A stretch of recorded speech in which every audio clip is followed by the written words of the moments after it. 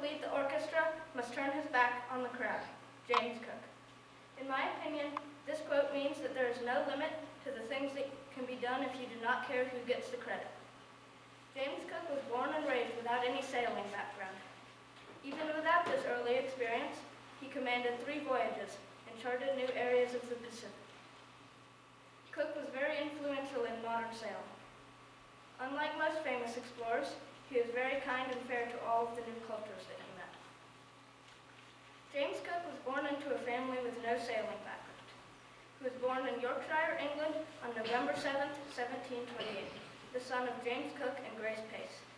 As a young boy, he helped his father with his work as an agricultural laborer. As a teen, he started working for the British Merchant Navy.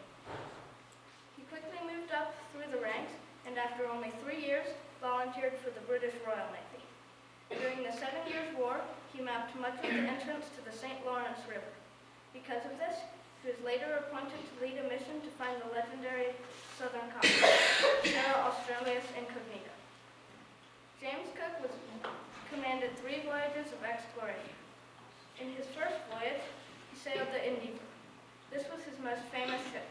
It was a large ship, a bark, containing 12 swivel guns and 10 4-pounders, meaning guns that shot 4-pound cannonballs. The ship was a full 97 feet 8 inches long with a draft of 11 feet 4 inches.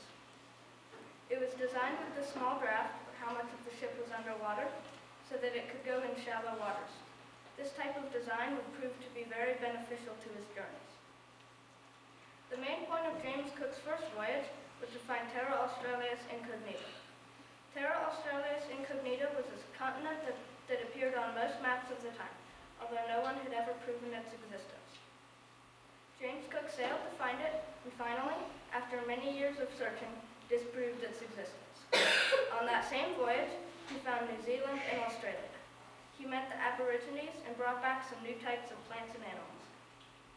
He had an artist on board who drew almost every landmass that they saw. He also mapped a lot of the Pacific and circumnavigated the globe. On his second voyage, he sailed the Resolution and was this time accompanied by the escort ship Adventure. On this voyage, he charted large amounts of the Pacific. On his third and last voyage, he sailed the Resolution again and was accompanied by the escort ship Discovery. He sailed up to the northernmost tip of Alaska, looking for the northern passage to China. He could not find it and sailed back to Hawaii to rest. On this visit, he met the natives, who thought that they were gods. After about a month, one of James Cook's crew members fell ill and died, and in doing so, ruined their status with the natives. After this, the natives grew hostile and stole one of Discovery's cutter boats. On February 14, 1779, when James Cook went to retrieve the cutter boat, he was slain by the native Hawaiians. Although James was dead, the rest of his crew finished his voyage and carried on his legacy. James Cook's explorations were an important element in shaping modern sailing. He was the first man to accurately determine longitude. He also was the first man to have none of his men die of scurvy while at sea. He forced his men to drink lemon water and eat healthy foods. He also made them bathe. James Cook produced more reliable scientific evidence than any other explorer. He is most greatly remembered for his exploration of the Pacific. James Cook is one of the most greatly remembered members of the Age of Exploration. He was an explorer, a Royal Navy captain, a famous cartographer, and many more things. He circumnavigated the globe and discovered many new things. Also, he produced extremely reliable scientific evidence. James Cook will always be remembered for his contributions to modern society.